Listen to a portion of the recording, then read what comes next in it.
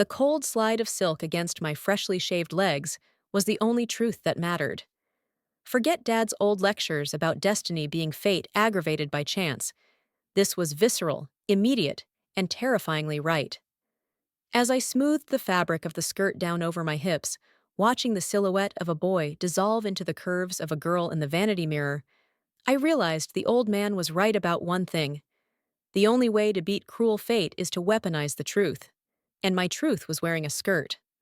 I finished the transformation, took a breath that felt unauthorized, and walked out to join my mother for breakfast, a secret agent in my own home. My name was Mark Miller. At least, it was on my birth certificate. I'm looking back on this from a distance now, but the fuse on this particular stick of dynamite was lit when I was 15, fresh out of school for the summer. I thought I was facing 3 months of odd jobs and beach tans. I had no idea I was about to trade my swim trunks for pantyhose and rewrite my entire existence. In the Miller household, we operated under a specific protocol called the family meeting. We could summon the group to discuss anything bothering us, and the golden rule was that nothing said within those walls ever left the room. It was a double-edged sword. It saved us when my sister Sarah announced her teenage pregnancy. It took every ounce of my parents' willpower to navigate that storm, but eventually, Sarah gave the baby up for adoption and was now thriving in college. Because of that crisis, we had learned to hash out heavy issues with brutal honesty.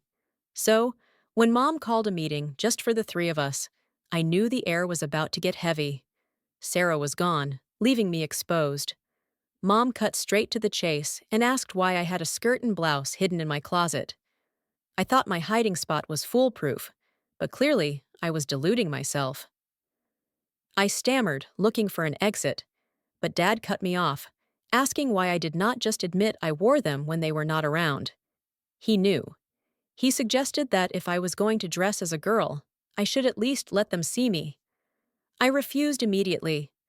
I tried to claim it was a one-time curiosity, a simple experiment to see how I would look, but they were not buying it. They said nothing more in that moment, and I foolishly thought I had outfoxed them. The truth was far more complex. Back when Sarah still lived at home, we were fooling around one afternoon, and she dressed me up on a lark. She did my hair, applied my makeup, and when I looked in the mirror, the boy I knew had vanished. I was shocked. There was not a single trace of male left in the reflection. In my daze, she dragged me out to lunch. No one stared. No one pointed. I relaxed, and that initial spark turned into a ravenous hunger.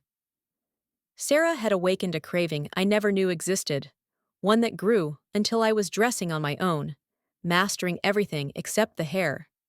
I had even ventured out alone a few times since she left. Mom gave me her signature look, the one where her eyebrows knit together in a singular line of disapproval. She listed my outings, noting I had gone out with Sarah 3 times and 4 times on my own since she left for college. She told me plainly that this was no longer just an adventure to see how I looked. I tried the harmless defense, arguing that it did not hurt anyone, but Dad leaned in, his face grim. He told me it hurt him because he wanted to see. He had spoken with Sarah, and she told him I looked gorgeous. The betrayal stung. Sarah and I had a pact. Mom clarified that she had supported the issue, backing Sarah up, but the result was the same. Mom leaned back, mirroring Dad's serious posture.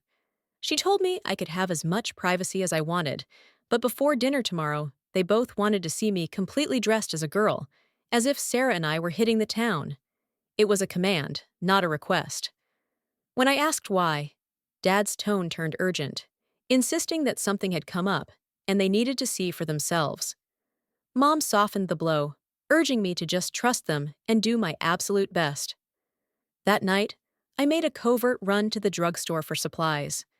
The next morning, I began the ritual transformation into the girl I called Ashley. I could have thrown a look together in 30 minutes, but they had asked for my best.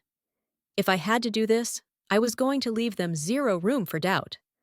I put aside the denials. I was going to rock them right down to their socks.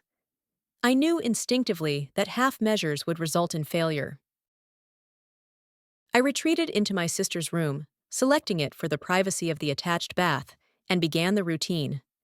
I started with the hair removal cream, scrubbing away the last traces of mark, followed by a long soak in a scented bubble bath to soften my skin.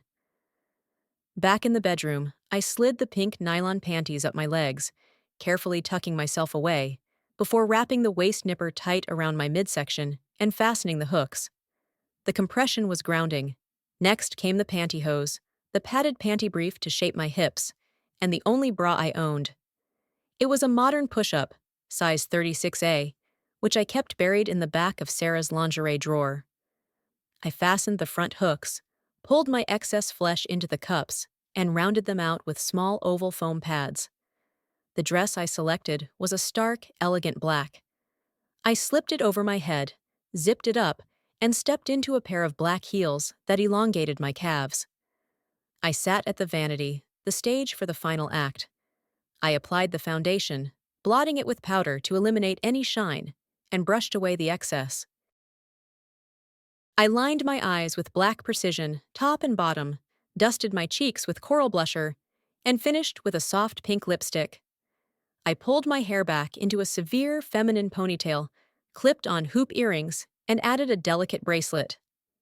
I stood up and assessed the damage. It had only been a few hours, but the reflection was a stranger.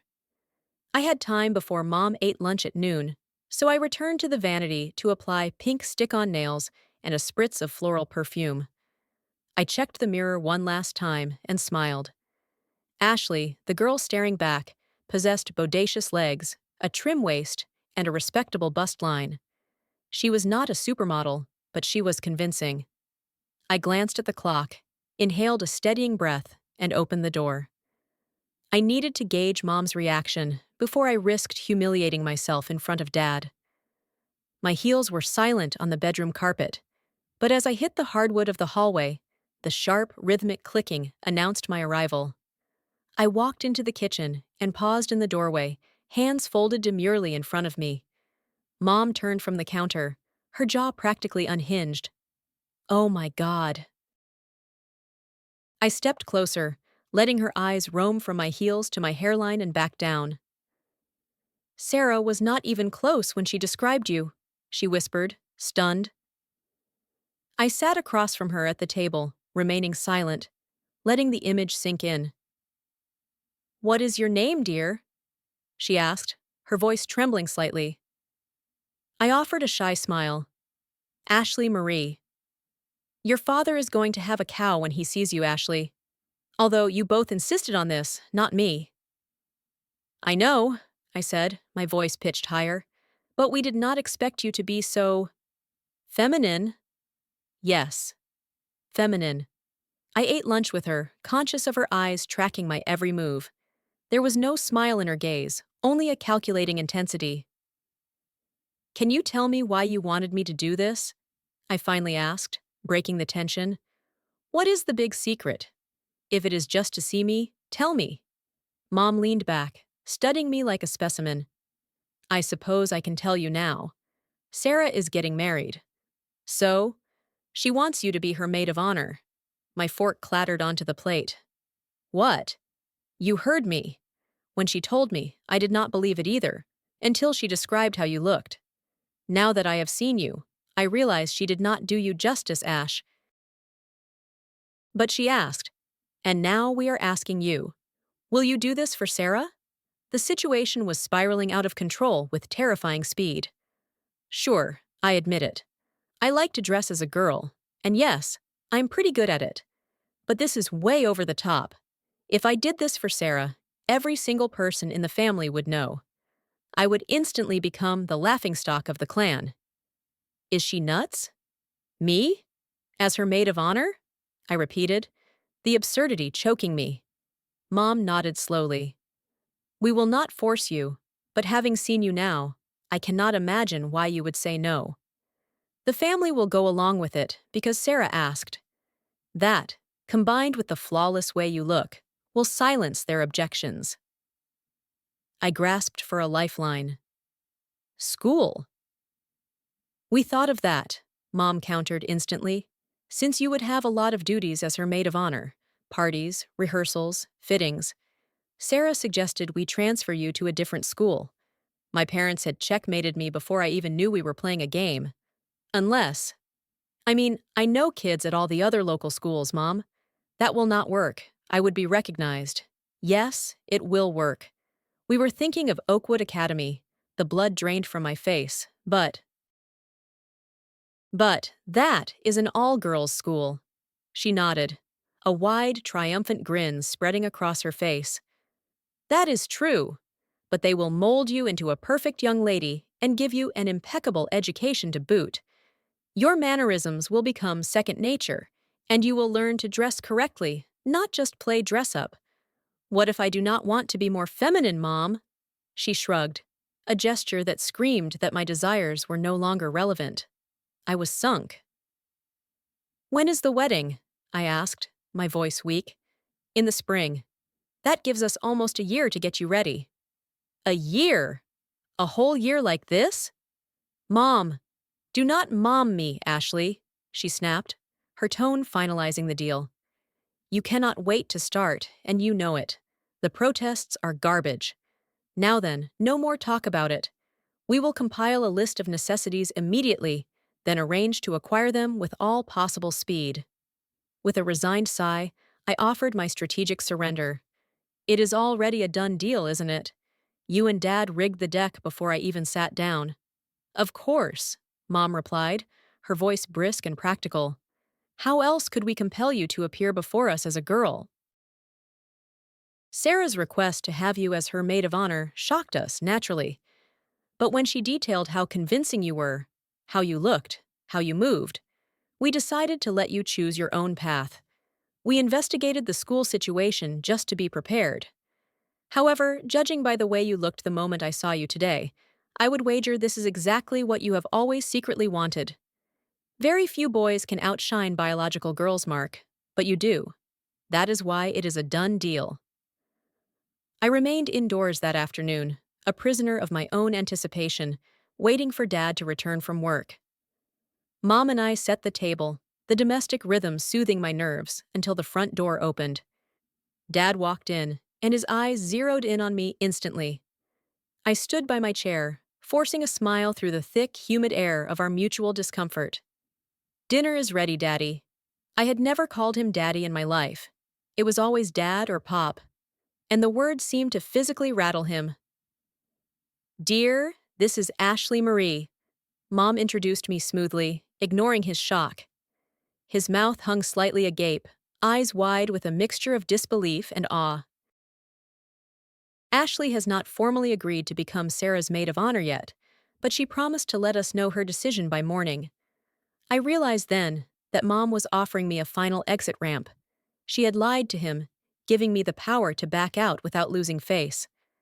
I knew Dad had been expecting a caricature, a cross between a circus clown and Morticia Addams. Instead, he was staring at his son, who looked unnervingly like a daughter. That night, I sat on the couch watching television, still fully dressed in my black dress. When I finally retreated to my room to change, I found a soft nightgown laid out on my bed. It was a silent ultimatum. In my heart, the decision had already been made. There was no real question about it. I would do it. The only thing troubling me was the hard lump of fear lodged in my throat. In the morning, I went to my closet, retrieved my skirt and blouse, and then commandeered Sarah's room to apply my makeup and pull my hair into a tight, neat ponytail. When I appeared at the breakfast table, Mom barely glanced up from her coffee. Good morning, Ashley. Before we head out, I need to take a few measurements, unless you already have them memorized. I have them, Mother, I said, taking a seat. But before we go anywhere, I want to establish a ground rule. I want to select what looks good on me, not just wear what you think I should have. Within reason, that is acceptable. As we washed the breakfast dishes, a logistical nightmare occurred to me. If I go to Oakwood Academy and everyone thinks I am a girl, how do we navigate the changing rooms? Being in a locker room full of naked girls sounds like a fantasy. But if I have to get naked, a riot will break out, and the administration will expel me. We have already discussed that with the headmistress. I froze, a soapy plate in my hand. You told them I am not a girl? Of course we did. Why wouldn't we? They have to know the truth if you want to avoid the exact scenario you just described, don't they? Mom! I gasped, mortified that strangers knew my secret. She ignored my protest as if I hadn't spoken, pointing a wet hand at my purse. Get your measurements, Ashley. We have a marathon of stops to make today, so you might want to switch to flats. I changed my shoes, retrieved the slip of paper with my vital statistics, and rejoined her. The first stop was not a clothing store, but a high-end medical prosthetics shop. To my enduring shame, I stood red-faced and naked to the waist, while a sterile professional fitted me for breast forms. It did not take the woman long to place a pair of high-quality, lifelike forms on my chest using a medical adhesive. When I looked in the mirror, the seams were invisible. They looked perfect. They are a full A cup, dear, the woman said clinically. You do not need the waist nipper for shape unless you simply want to cinch your waist further. Given how restricting the waist nipper had felt yesterday, I opted to leave it off. As I attempted to put my bra on over the new forms, both Mom and the saleswoman laughed at my clumsiness. Do it this way, Ash.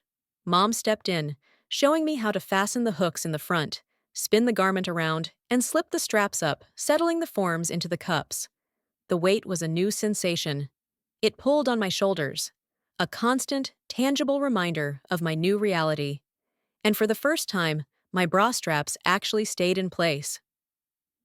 Now that we have the foundation sorted, we can begin looking for clothes, Mom announced. I realized then that my destiny was sealed. My parents had just dropped several $100s on silicone breasts. They were never cheap, but they did not spend money on whims. The point of no return had a price tag. I had to admit, having breasts that moved with my body, felt warm to the touch, and created genuine cleavage was intoxicating. A surge of confidence welled up inside me, growing with every step I took toward the door. Since you can obviously wear a lot of Sarah's old clothes, we need to concentrate on lingerie first, Mom said as we drove to the department store.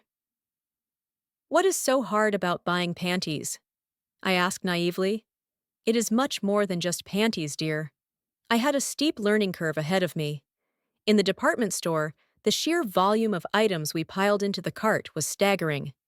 We picked up a dozen pairs of panties in assorted colors, strictly cotton, per Mom's insistence on hygiene over style.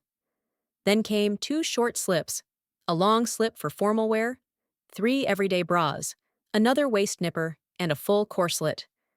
By the time we added a plush bathrobe, 3 nightgowns, 2 sensible flannel ones included, and slippers, I realized this was not a costume. This was a wardrobe. The shoe store was next, where the pile grew to include pumps in stark white, navy, and a daring red, along with sensible flats in brown and navy. I even picked out a pair of canvas gym shoes, their utilitarian look softened by bright pink laces. I hauled our loot to the car and returned for the next round. We entered a costume jewelry shop, where I sat in the chair and gritted my teeth as the piercing gun punched through my lobes. The sharp sting was worth it as we selected 12 pairs of earrings, 2 rings, several delicate bracelets, and half a dozen necklaces to complete the look. Over lunch, Mom reminded me that the transformation required official attire. We located a shop that catered to private academies, and I found myself standing before a 3-way mirror in the Oakwood uniform. The navy blazer was mandatory, a stiff, formal garment that squared my shoulders, but the skirt options offered some variety in red, navy, or white. We paired a crisp white blouse with a red tie. The saleswoman suggested 2 jackets and a skirt in each color to start, and Mom agreed without hesitation. As we exited, Mom checked her watch. I have never seen you in a salon, Ash, aside from waiting for me. Now is the time. You need a cut and style that is easy to manage, perhaps a soft perm. We might as well do it now rather than later. We had moved far beyond over the top. We were now firmly in the territory of what the hell. I sat in the salon chair, the cape draped over me, as the stylist assessed my features. She suggested a cut to frame my face, and I nodded, surrendering control. She snipped away, and then came the acrid chemical stench of the setting agent for the perm. I wrinkled my nose but kept still. While I sat under the dryer, feeling the heat bake the curl into my hair, a manicurist set to work on my hands. She removed the stick-on nails with a tisk of disapproval, then began filing, buffering, and layering acrylics. By the time I escaped the chair, my brown hair was tinted a deep, rich auburn, and my nails were long, feminine talons painted a glossy plum. My eyebrows had been thinned and arched, opening up my face. When I looked in the mirror, I realized this scheme was going to work far better than I had anticipated. Now, just the makeup. And we can go home, Ash. The application took an hour, but the result was transformative. If the hair had softened me, the makeup redefined me. I stared at the stranger in the glass. I actually looked pretty. Can we look some more, Mother? I asked, feeling a surge of vanity. Most of Sarah's dresses do not fit me quite right. She nodded, and we hit the department store, adding 4 new dresses to the collection. 2 short numbers in red and green, a sophisticated black sheath, and a white shirtwaist with a floral print. I think we have done enough damage to your father's credit card for one day, Mom said, steering us toward the exit. We dragged the bags into my room, piling them on the bed. I doubt Sarah will be coming back to live here, Ash. Why not just move into her bedroom? Okay, Mom. I will box up her stuff and move in, but I'm keeping what I can use. I changed into jeans and a t-shirt, paired with my new gym shoes, and began the physical labor of moving rooms. I spent the afternoon hauling boxes, but before Dad came home, I showered and changed into a skirt and blouse. I stepped into the kitchen just as he walked in. He froze, his eyes widening as they landed on me. Hi, Dad? He said nothing as he hung up his jacket, his gaze fixed on me as if trying to solve a puzzle. Finally, he spoke. Your hair, and… do you like it? I think it is perfect, I said, beaming. Mom shot me a warning look to stop teasing him. She is beautiful, Robert, and you know it. Now stop sputtering and eat your dinner. After the meal, I returned to the task of organizing my new life. By bedtime, I had 2 large bags of Sarah's clothes I could not wear, and a trash bag filled with refuse. In the morning, I vacuumed, wiped down the vanity, and arranged my toiletries. I set up the space to suit Ashley, not Mark. When I went down for lunch, Mom looked me over critically. You will need identification. Go change, and we will get you a driver's license. I stared at her, stunned. A license? I will be there to swear that you are my daughter, Ashley Marie Miller, so you should be okay. I thought, what the hell? And went upstairs to change into a fresh skirt and blouse. I touched up my makeup and followed her to the car. At the government office, the clerk handed me the test. I filled out the paperwork with a steady hand, deliberately leaving the box for sex unchecked. I stood for the photo, smiled, and waited while Mom signed the affidavit. Just like that, it was done. I held a valid driver's license that identified me as Ashley. Mom tossed me the keys and let me drive home. I stopped on the way to buy a new wallet, transferring my cash and my new identity into it before slipping it into my purse. I helped prepare dinner that night, moving around the kitchen with a natural rhythm. Dad still cast long, searching glances my way, but the shock was fading, replaced by a quiet, confused acceptance. So far, the experiment had been a thrill. I had tasted life as a girl for weeks on end, not just stolen hours in a locked room. But Mom brought my joyride to a crashing halt when she insisted I contribute to society. You are not going to lounge around all summer, Ashley. You find a job starting tomorrow. Once again, the illusion of choice was stripped away. I found a position in a small office as a file clerk. Mom drove me in the mornings, and Dad picked me up in the evenings. After the first week of bending and stretching to reach cabinets, I began to understand the female preference for pants. They were practical. But I stayed in skirts because Mom insisted I needed the immersion. By the 3rd week, Dad decided the chauffeur arrangement was getting old and suggested I get my own wheels. My male brain immediately conjured images of muscle cars, loud engines, sleek lines, raw speed. Dad shut that down instantly. All a girl needs is reliable transportation. I argued, but eventually settled for a compact car in a cheerful red with a tan interior. It wasn't a beast, but it was mine. That weekend, emboldened by my new independence, I asked if I could drive up to visit Sarah. She would love that, Ash, Dad said, tossing me the keys. Just be careful on the highway. I made them promise not to call ahead. I wanted the shock value. On Saturday morning, I packed a small bag and spent extra time on my makeup, striving for perfection. I chose the short green dress for the journey. After nearly a month of living as Ashley, the fear had evaporated. I had crossed the mental barrier from male to female. Now it was just life. I parked in front of Sarah's apartment complex, smoothed my skirt, and rang the bell. Sarah opened the door mid-bite, a sandwich in her hand. Her eyes scanned me without recognition for a split second before the realization hit. Ash! Get your ass in here and let me look at you, she whooped. I hugged her, then stepped back to spin for her inspection. Mom said you looked spectacular, but you are gorgeous, she exclaimed. I stowed my bag in her spare room and joined her for lunch, spilling every detail over sandwiches. I told her about the breast forms, the mind-numbing filing job, and the new car. I moved into your room, Sarah, I added. Mom figured you probably were not coming back. That is okay. She is right. Bill and I plan to stay here for a while. Later, I took her for a spin in my red compact. Back at her place, the conversation turned serious. Going to Oakwood Academy as a female is going to be the hardest thing yet, Ash, she warned. That place has a reputation for forging women who are ladies to the core. Their graduates run companies and marry power. I never expected Mom and Dad to put you in there, honestly. The school already knows about me, Sarah, Mom told them. She choked on her drink. She did what? She told them I was male and explained the whole situation.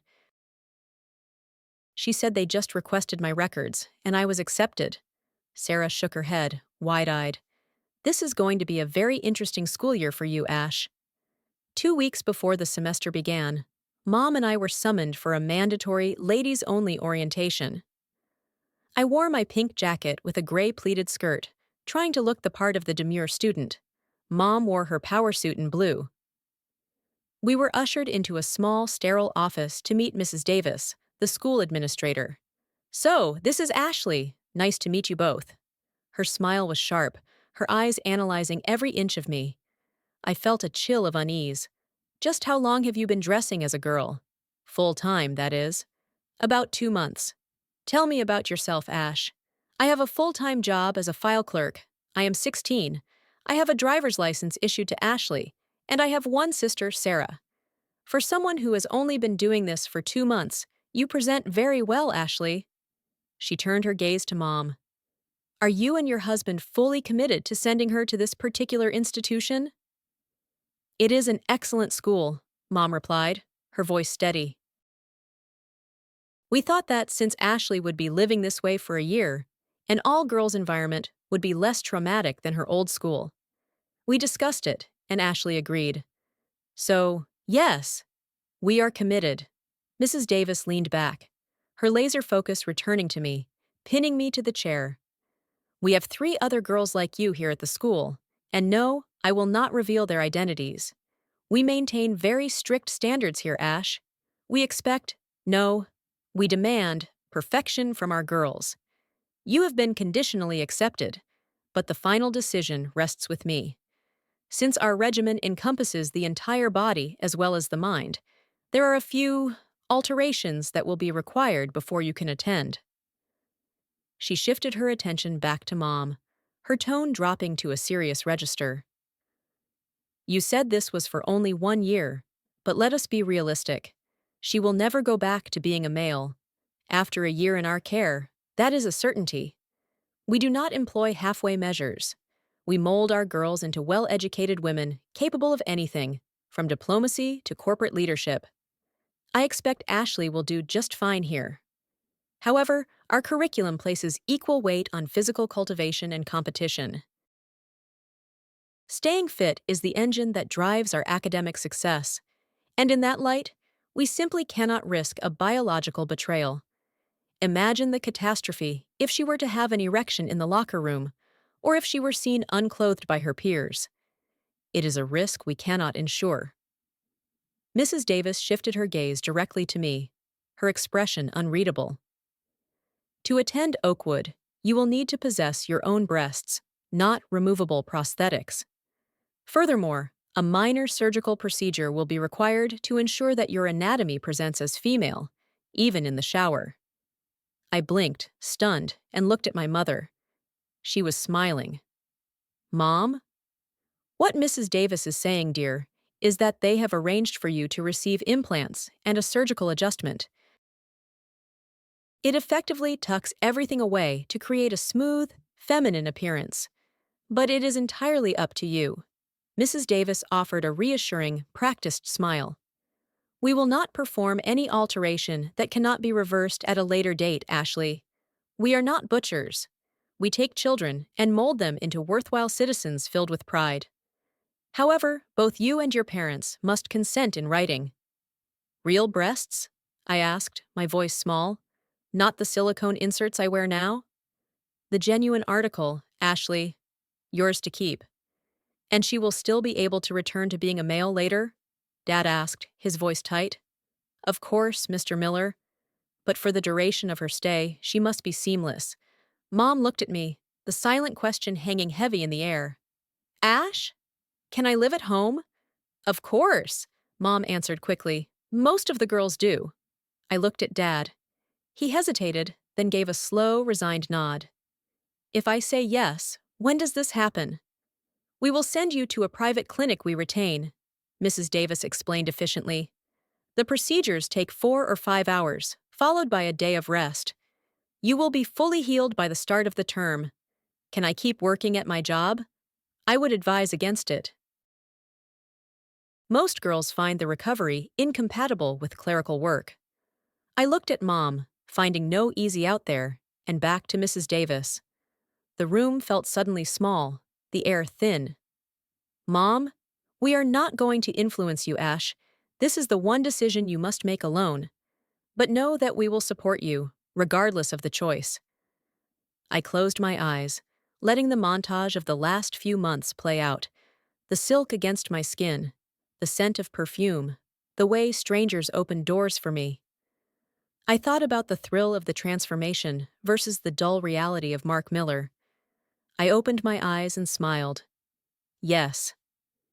2 days later, I returned home, stiff and sore, with 10 stitches pulling at my skin. I had not yet seen the results naked. The bandages remained a thick, protective barrier. But beneath the hospital gown, I now possessed 2 breasts of my own. They swelled against the fabric, warm and sensitive, replacing the cold silicone I had faked for 2 months. As for the other part, I was afraid to look just yet. Dad visited my sanctuary the first night I was home. He sat on the edge of the bed, his shoulders slumped, just looking at me. This is really what you want? Yes, Dad. How can I say anything else? You have seen me every day for 2 months. Did I look like a boy in a dress? Or a clown? He shook his head slowly. No, you looked like a girl. Your girl! Tears rimmed his eyes, glistening in the lamplight. I never expected you to like it. When Sarah told us, I was shocked, but your mother trusts Sarah. When she said you looked wonderful, we decided to see for ourselves.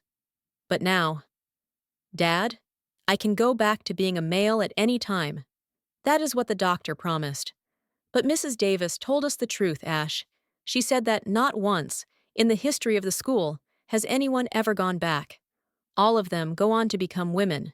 They marry, they have lives. I do not see you as the exception, Ash. Like the others, you will become a woman.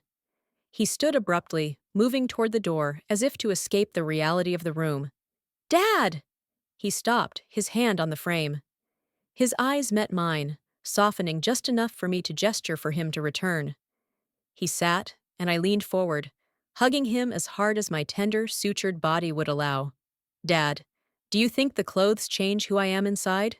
He remained silent, so I answered for him. No, of course not. Just because I have breasts now does not mean I like different things. I just look different. That is all. He returned the hug, brief and fierce, then left the room without another word. I was left wondering if Dad was the one drowning in a sea of doubt, while I was finally learning to swim. When the swelling finally subsided, Mom came in to remove the bandages. For the first time, I saw myself. I knew the work was masterful by the sharp intake of Mom's breath as the gauze fell away. I stood exposed, Mom acting as my witness, as my hand drifted tentatively to my groin. My fingers traced the changes, feeling the smooth, altered landscape. Then my hands moved up to cup my breasts. They were still an A cup, but they stood out pert and firm, full and rounded, with no sign of a scar. My hips looked rounder, accentuating the narrowness of my waist. From the front, I possessed the classic female silhouette. From the side, I was undeniably a young girl. My face was smooth to the touch, chemically stripped of any trace of stubble, mirroring the hairless expanse of my body. Only my long auburn hair and arched eyebrows remained to frame the picture. There are some feminine hygiene issues we have to discuss, Ashley, Mom said, her voice clinical but kind. Then came the talk. It was the most mortifying conversation of my life, covering the realities of my new anatomy. Like all females, you are now susceptible to infections. Ashley, she warned, handing me a list of instructions. You have to take care of yourself. Do as I say, and it will be fine. Remember, feminine hygiene is paramount now. It is not like it was before. You cannot just be casual about it. Soap up, be thorough, and keep everything pristine. We have to be far more meticulous about our bodies than men do. I absorbed the lecture, got dressed in fresh cotton panties, shorts, a soft sports bra, and a loose tee, and joined Mom for lunch. The silence in the house felt heavy, weighted down by the invisible presence of my father. Dad hates me, Mom, I said, poking at my salad. He did not say it, but I saw it in his eyes last night. I'm an alien to him. I felt the hot prick of tears behind my eyelids. That is not true, Ashley, Mom said firmly, reaching across the table to squeeze my hand. He just does not understand why you, his son, would agree so easily to become a female. He has no frame of reference, no guidepost to tell him what is right or wrong in this situation. Your father knows the basic biology. Boys and girls go together. But you are a boy who looks like a girl, which implies that sooner or later, boys will become part of your life. He is asking himself, are you a boy who likes boys? Or are you a girl who likes boys? He is confused, Ash, and he worries. In many ways, it is just like when Sarah started dating. He is getting protective. Mom had raised an excellent point, one that had been blindsided by my own narcissism. Up to now, boys had not factored into my equation. My world had been focused entirely on the internal. How did I like being a girl? Could I pull it off? Did I want this? The surgery had answered those questions with a definitive yes. I liked it, and for all practical purposes, I was a girl. But I had ignored the external variable, men. The thought of kissing a boy, of dating one, had existed only in the abstract safety of my dreams, never in my reality. But now? If a boy asked me out, I realized with a jolt that I would probably say yes rather than sit home as a spinster. I suppose we would all just have to wait and see. The reality of my new anatomy brought other, more mundane adjustments. I had lost the luxury of standing. Before, I had options. Now, every trip to the bathroom required a full disengagement. Undress, sit, finish, dress again. It was tedious, a repetitive reminder of what I had surrendered. Yet, it was so intrinsic to the female experience that I accepted it as the cost of admission. The envy of my former convenience remained, a small nagging ghost of the boy I used to be. Summer burned away, and the first day of school arrived with a crisp morning chill. I donned the uniform: navy skirt, stark white blouse, red jacket, and sensible black flats. I drove to Oakwood Academy, my stomach churning, and was ushered into a small auditorium to meet the staff. Mrs. Anderson, a woman who seemed to take up all the oxygen in the room, began calling off names. "Miller Ashley," she barked. "Report to the gym in 10 minutes. Do not be late." She had a husky, commanding voice that matched her imposing stature. She stood at least 6 feet tall, with a figure that demanded attention: trim, with a generous bust, a narrow waist, and hips that flared with athletic power. I followed the herd of other girls into the cavernous gym and sat on the bleachers, waiting. Mrs. Anderson reappeared moments later, having changed into a tight aerobics outfit that left nothing to the imagination. Her hair was pulled back into a severe ponytail, pulling her face into a pinched, intense expression. "We have a weight-to-height ratio that we require all of you to match," she announced, pacing before us like a drill sergeant. "In some cases, genetics interfere, and we make allowances, but you must be within 4 pounds of your target, no exceptions. Today, we establish your baseline. One by one, we were weighed and measured. When I stepped onto the scale, the slider balanced at 131 pounds on my 5'7" frame." Mrs. Anderson scribbled on her clipboard and handed me a slip. My target was 117 pounds. I stared at the paper in horror. The last time I weighed 117, I was 12 years old. We were released to our academic classes, but told we would be contacted individually for fitness plans. I spent the next 48 hours in a state of low-level panic. My turn with Mrs. Anderson came 2 days later. I sat across from her in her glass-walled office, hands folded demurely in my lap, trying to look smaller. "According to your records, you are one of our special students," she began, not looking up from the file. "Males possess a denser bone structure than females. Very few can achieve the standard targets we set. In your case, I have adjusted your target weight to 122 pounds to compensate for the difference. I would prefer you aim for 117 if possible, but no penalty will result if you cannot break 120. Any questions?" Her voice was so deep, so resonant, that the question slipped out before my common sense could engage the brakes. "Were you a special student like me?" Her laughter exploded in the small room, startling me. Then, just as quickly, she grew quiet, her expression softening. "No, Ash, I am a female by birth. But I want you to know that I understand exactly what you are navigating. My brother became a girl and attended this very institution some years ago. Jennifer had an instructor who did not understand the physiological differences between our special students and natural-born females. She was relentless, driving the girls too hard, often to the breaking point. She retired 5 years ago. She leaned back in her chair, a Cheshire cat grin spreading across her face. "Do not misunderstand me, Ashley. Before long, you will think I am just as tyrannical as my predecessor. You must fight for every ounce. The women we graduate represent Oakwood all over the world, and nothing less than perfection is allowed. Even for you." I was dismissed with a shopping list of athletic necessities and returned to class in a daze. As I walked the corridors, my mind drifted back to the catalyst of all this madness: my sister's wedding. She wanted me as her maid of honor, and because of that simple request, I was now trapped under the thumb of a woman rumored to be a genetic splice of the devil, a British nanny, and Attila the Hun in drag.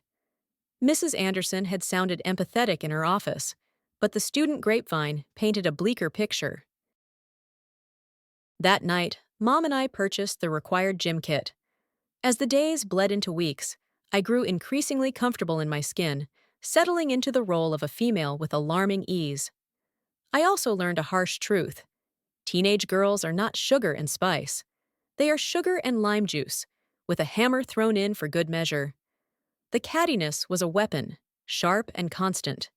My first session with Mrs. Anderson was a brutal hour of aerobics and jogging that left my lungs burning. The ritual was strict. Weigh in before class, weigh in after class, every fluctuation noted on a clipboard before we were released to the showers. The showers were the real baptism by fire.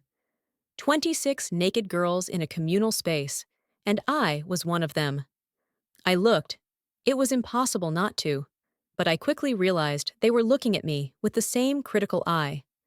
I wasn't an object of desire or curiosity. I was just competition.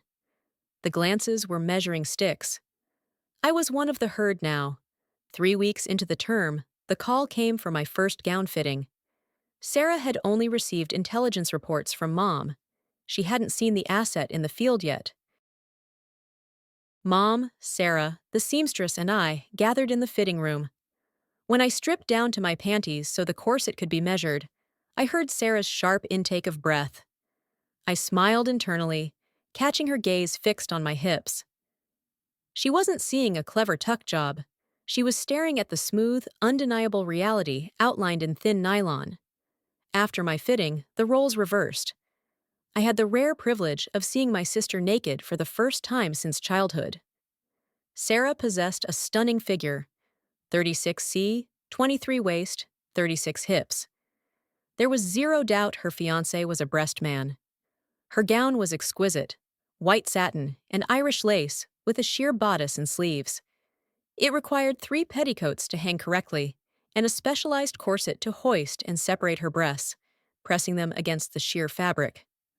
Watching the effect, I felt a pang of jealousy. I wished mine could do that.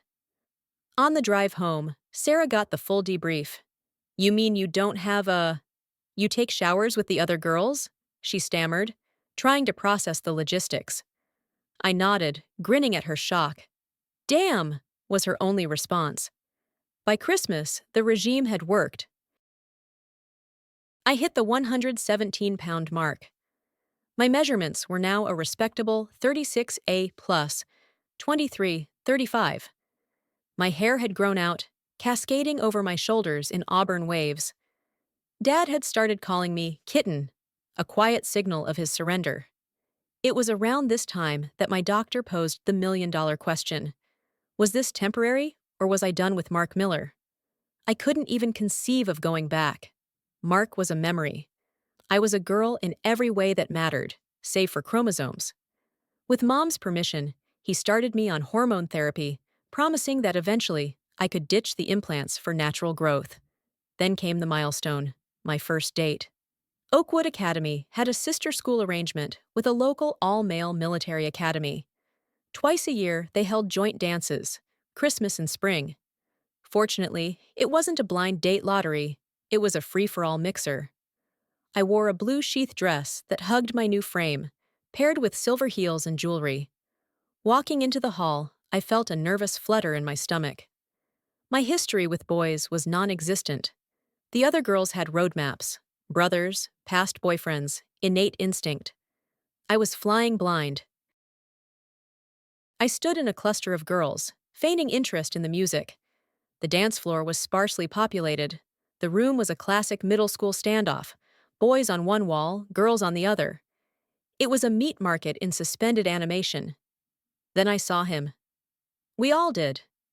The question wasn't if he would approach, but who he would select. He moved with the easy confidence of ownership. Tall, short brown hair, his uniform pressed to razor sharpness, buttons gleaming under the lights. I watched him track across the room, unaware that my heart rate was sinking with his footsteps. Without a moment's hesitation, he stopped directly in front of me and extended a hand. "Good evening. I am Senior Cadet David Jones. May I have this dance?" I nodded mutely and let him lead me onto the floor. He held me at a respectful distance, yet his proximity was intoxicating. In that moment, the last vestiges of my male identity evaporated. My feminine side took the wheel. I whispered my name, and when the music faded, we retreated to the punch bowl. Our conversation was stilted, polite, yet charged with attraction. We navigated the awkwardness, keeping a safe distance until the end of the night. "Can I call on you this Sunday, Ash?" he asked. I would like that. I endured 2 agonizing days of waiting. When Sunday arrived, David rang the bell. Dad answered before I could sprint to the door. He was polite, masking any displeasure he felt about a boy courting his son-daughter. It was the opening volley in the teenage mating ritual. I took David's hand and led him to the family room, where I had staged a spread of colas and chips. Mom and Dad wisely retreated to the neutral territory of the kitchen. David was charming and composed. I was a bundle of nervous energy, playing the role of the perky, interested girl, because terrifyingly, I wasn't playing anymore. His eyes remained locked on mine, heavy with an intent I had never seen directed at me. We sat on the couch, the air between us charged with static, until, without a single word of warning, he leaned in. His lips brushed mine, tentative at first, then firm. A jolt of electric heat surged through my chest, melting my hesitation. I closed my eyes and kissed him back, surrendering to the moment. "You are very pretty, Ash," he whispered, pulling back just enough to breathe. "I am glad you let me come over today." His hand rested on mine, steady and calloused, anchoring me while my insides turned to liquid heat. I had never felt this specific sensation before. The terrifying, wonderful loss of control. He stayed for a few hours, the tension easing into a comfortable rhythm, but he did not leave before securing a promise for a movie date the following Friday. Dad stood in the doorway, close enough to hear my breathless yes, and certainly close enough to have witnessed the kiss. "He seems very nice, Ash," Dad said, his voice carefully neutral. "Yeah, I like him a lot." I bounced up the stairs to my room, escaping before he could analyze the scene. For the first time, the imposter syndrome vanished. I finally felt like a girl. David was the first boy to be genuinely attracted to me, and I was walking on air. The boy in the dress was gone. I had completed the psychological journey. I had the body, but inside the dark corners where doubt usually festers, I was now female in every way that mattered, and I intended to use every asset I had. Over the next few months, David became a fixture in my life. We went out every weekend. My hormone therapy had begun to work its magic, softening my body in ways that felt increasingly natural. On our third date, I allowed David to touch me there. The sensation of his hand on my skin sent ripples of ecstasy through my nervous system, a validation more powerful than any surgery. He wanted to reciprocate, to explore me, but I refused. It wasn't a lack of desire. It was a paralyzing fear of breaking the illusion. But like a good military man, he was persistent. I asked him to be my escort to Sarah's wedding, requesting he wear his dress uniform. He agreed without hesitation. The wedding fell exactly 1 week after I turned 17, and a week before David's own birthday. My bridesmaid dress was a confection of light mint green, featuring a full skirt, a sweetheart neckline, and delicate lace sleeves. Sarah was radiant, glowing with an ethereal light as she glided down the aisle. At the reception, David never left my side. He was resplendent in his uniform, having recently been promoted to senior captain of cadets, the highest rank at his academy. Even in 3-inch heels, I was a good 4 inches shorter than him, but I stood tall in my pride. After Sarah and her new husband departed for their honeymoon, David drove me home so I could change. I had planned this transition with military precision. I stripped off the mint green innocence and slid into thin black nylon panties, a low-cut black lace bra, sheer pantyhose, and a short black dress with a square neckline that showcased my assets. When I walked back out to the car, his reaction was visceral. His eyes widened, his breath hitched. Was it the clothes or the girl? I hoped it was the combination. We drove to a secluded park near the lake, the engine ticking into silence as the night wrapped around us. When he pulled me into his arms, I stopped being the passive participant. I placed my hand directly on him. His guttural moan confirmed I had crossed the line successfully. It was me he wanted. We stayed there for a long time, hidden by the shadows. I did for him what many girls do for their men.